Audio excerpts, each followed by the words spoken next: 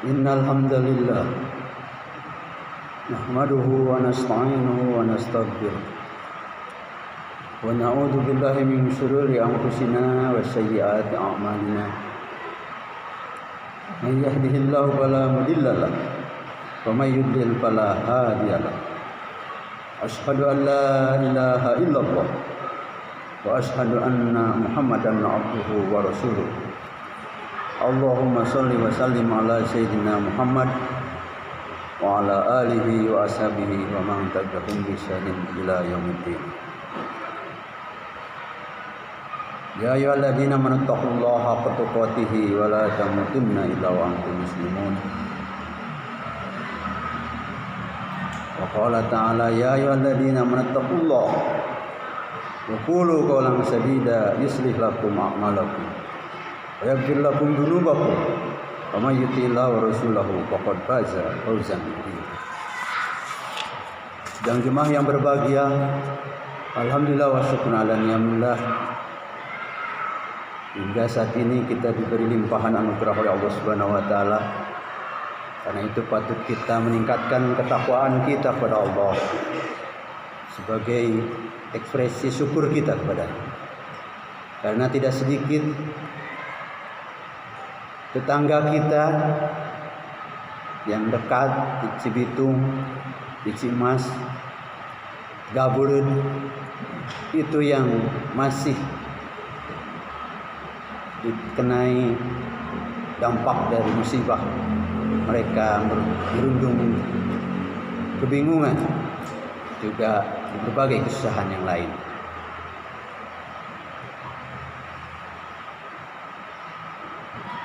Jamaah rahimakumullah, mari kita merenungi beberapa ayat Al-Quran terkait dengan yang ada hubungannya dengan gejala terakhir ini di negeri kita maupun di dunia. Allah Subhanahu wa taala berfirman dalam surat Al-Isra ayat 16, A'udzubillahi minasyaitonir rajim. Wa idza aradna an nukhlika qaryatan amarna mutrafiha fafasaku fiha fa haqqo 'alaihal qaul fadammarnaha tadmira. Yang artinya, jika kami hendak membinasakan suatu kaum, suatu negeri, kami perintahkan orang-orang yang hidup mewah di negeri itu agar mentaati Allah. Lalu mereka melakukan kedurhakaan di negeri itu, sehingga pantaslah berlaku padanya perkataan azab kami. Maka kami hancurkan negeri itu sehancur-hancur. Masih ayat yang hampir senada dengan ayat Al-Isra 16. Allah berfirman pada surat Kahfi ayat 84, A'udzubillahi minasyaitonir rajim. Inna makanna lahu fil ardi wa atainahu min kulli syai'in sababa. Sesungguhnya kami telah memberi kekuasaan kepadanya di muka bumi, dan kami telah memberikan kepadanya jalan untuk mencapai segala sesuatu. Sidang jemaah yang berbahagia, dua ayat ini diperkuat oleh salah satu kaidah usul fikih yang menyatakan bahwa likulli syai'in sababun, yang artinya segala sesuatu itu ada sebab musabab atau sebab dan akibat. Dan dalam kaitan aturan kehidupan, tentu saja kita dikenai hukum atau aturan Allah Subhanahu wa taala. Menegaskan kaitan antara sebab sesuatu dan akibatnya. Kita lihat pada penegasan ayat lain menyatakan bahwa likulli syai'in ajal, segala sesuatu itu ada akhirnya atau ada ajalnya. Demikianlah bahwa sunatullah, sesuatu atau seseorang atau sebuah komunitas atau sebuah bangsa itu akan lahir, kemudian hidup, kemudian binasa, dan itu pasti terjadi karena kehancuran atau wafatnya seseorang itu menjadi siklus yang tampaknya tidak bisa terhindarkan, dan itu menjadi hukum Allah Subhanahu wa taala. Sidang Jumat yang berbahagia, dari ayat-ayat tadi yang mengisyaratkan hukum sebab akibat atau orang menyebutnya hukum kausalitas, itu adalah bagian daripada aturan-aturan Allah atau sunatullah. Bahwa sunatullah menyatakan setiap perbuatan akan berbuah sesuai dengan perbuatannya. Perbuatan yang baik tentu saja akan menghasilkan kebaikan, sedangkan perbuatan yang buruk akan berbuah keburukan pula. Di dalam Islam, balasan atas perbuatan baik maupun perbuatan yang buruk dapat terjadi kapan saja, tergantung kehendak Allah Subhanahu wa taala. Akibat dari perbuatan manusia terkadang akan dirasakan langsung di dunia, namun ada juga yang kemudian dibalasnya oleh Allah di akhirat kelak. Pada dasarnya, sebab akibat atau kausalitas itu merupakan hukum Allah yang paling mendasar. Di dalam pemahaman para ilmuwan, kausalitas yang sangat mendasar yang itu merupakan sunatullah itu adalah merupakan ide global dari konsep kausalitas yang kemudian dijadikan metode berpikir ilmiah. Secara teknis, dalam hal memahami konsep kausalitas dari lafaz sabab menunjukkan bahwa segala sesuatu yang terjadi di alam semesta ini tidak mungkin ada atau tidak mungkin terjadi tanpa ada proses atau jalan atau perantara yang merupakan penyebabnya. Dan hal ini sesuai dengan kaidah hukum sosial.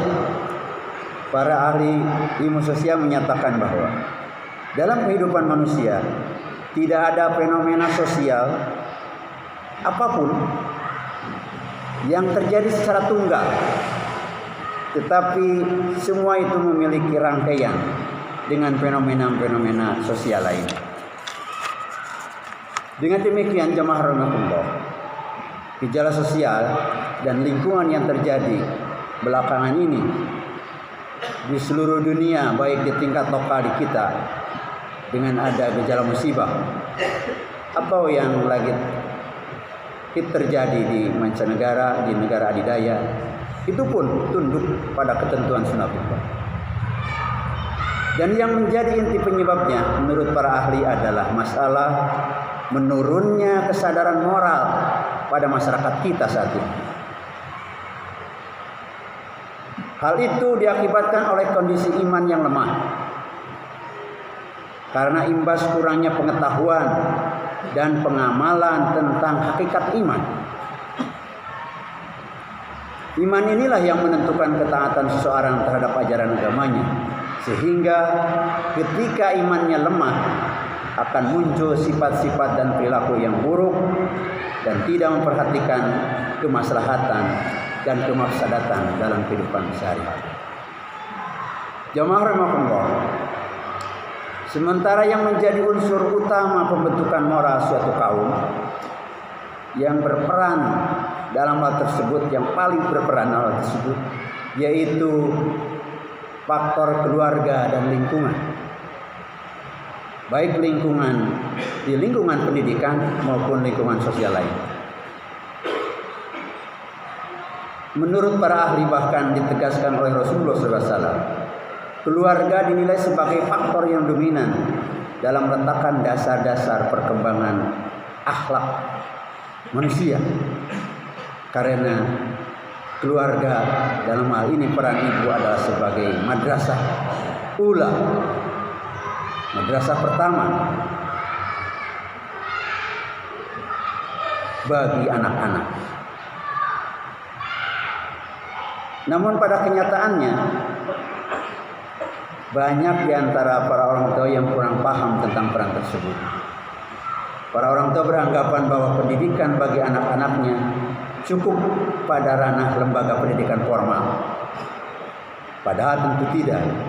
Maka dari itu penting membangun komunikasi dan kesadaran di orang tua dan keluarga terhadap anak dan terhadap lingkungan. Sesungguhnya lembaga pendidikan sekolah misalnya merupakan lingkungan pendidikan sekunder yang secara sistematis melaksanakan bimbingan pengajaran dan latihan dalam rangka membantu anak supaya mampu mengembangkan potensinya, baik berkenaan dengan aspek moral, spiritual, intelektual, emosional maupun aspek sosial lainnya. Ketika terjadi penurunan moralitas masyarakat dan generasi remaja di antara kita ini, maka perlu diperbaiki dengan menjalankan kesadaran untuk mendidik anak generasi muda di keluarga kita. Dan alangkah eloknya apabila dua unsur yang sangat berperan dalam pendidikan, yaitu keluarga dan lembaga pendidikan, itu dapat berkolaborasi dan bekerja sama untuk saling mendukung untuk terciptanya generasi muda dan masyarakat yang bermoral atau berakhlak mulia. Sidang Jumat yang berbahagia, manusia dengan moralitasnya dan alam serta lingkungannya sesungguhnya sama, adalah dua hal yang saling berkaitan, bagaikan organ tubuh yang saling bergantung. Jika alam atau lingkungan rusak, manusia juga akan merasakan dampak kerusakannya. Lebih detail dapat dijelaskan bahwa manusia berada dalam ekosistem dan sosiosistem yang saling terhubung satu dan lainnya dalam proses seleksi dan adaptasi. Pada kedua sistem itu terjadi pertukaran atau aliran energi, materi, dan informasi. Bahkan menjadi saling ketergantungan antara manusia dan alam, yaitu antara manusia dan makhluk lain, bahwa tidak ada kelangsungan hidup spesies manusia tanpa kelangsungan hidup spesies alam yang lain. Oleh karena itu, perlu disadari kita untuk melestarikan lingkungan alam sekitar kita, sehingga dapat memastikan kelangsungan hidup dan kontinuitasnya. Isyarat ini dapat kita lihat dari kejadian banjir bandang dunia super dahsyat yang Allah waktu itu memerintahkan kepada Nabi Nuh untuk menyelamatkan semua makhluk hidup berpasangan. Hal itu merupakan upaya untuk melestarikan ras makhluk hidup di dunia ini. Adanya saling ketergantungan ini seharusnya memunculkan kesadaran internal pada setiap diri kita, bahwa sejatinya manusia bisa mengendalikan hawa nafsu untuk mendapatkan keuntungan yang lebih besar dengan menjaga, memperbaiki, dan melakukan aktivitas yang sesuai dengan keharusan di mana lingkungannya berada. Perilaku tersebut merupakan wujud dari iman dan takwa seseorang. Seperti Allah firmankan dalam surat Al-A'raf ayat 96 yang artinya, jikalau sekiranya penduduk negeri-negeri beriman dan bertakwa, pastilah kami akan melimpahkan pada mereka berkah dari langit dan bumi. Tetapi mereka mendustakan ayat-ayat kami itu, maka kami siksa mereka disebabkan oleh perbuatannya. Jamaah rahimakumullah, pemahaman terhadap ayat ini menunjukkan bahwa dalam Islam lingkungan adalah masalah yang tidak dapat atau faktor yang tidak dapat dipisahkan dengan persoalan keimanan seseorang terhadap Allah Subhanahu wa taala. Islam menyimpulkan bahwa perilaku manusia terhadap lingkungan adalah cermin tingkat keimanannya pada Allah Subhanahu wa taala. Sebab pada prinsipnya iman akan membebaskan seseorang dari sifat dan kehendak hawa nafsunya, sehingga dia tidak akan berlebihan dalam bertindak, termasuk dalam mengeksplorasi alam dan lingkungan sekitarnya. Sementara sifat takwa membuat kesadaran seseorang untuk bertanggung jawab pada perbuatannya. Orang yang bertakwa tidak akan melakukan perbuatan semena-mena, kecerobohan, ketidakadilan, kesombongan, dan atau bentuk tindakan yang merusak lainnya. Ketakwaan yang baik dari penduduk suatu negeri atau sebuah kawasan akan menjadikan mereka bisa bekerja sama, melakukan kebaikan dalam mengelola lingkungan sekaligus menikmatinya. Pengelolaan lingkungan yang baik dan benar merupakan salah satu tugas manusia di bumi ini sebagai khalifah Allah Subhanahu wa taala. Karena manusia sebagai makhluk yang berbeda diciptakan oleh Allah Subhanahu wa taala dengan perangkat kemampuan akal, pikiran dan hati.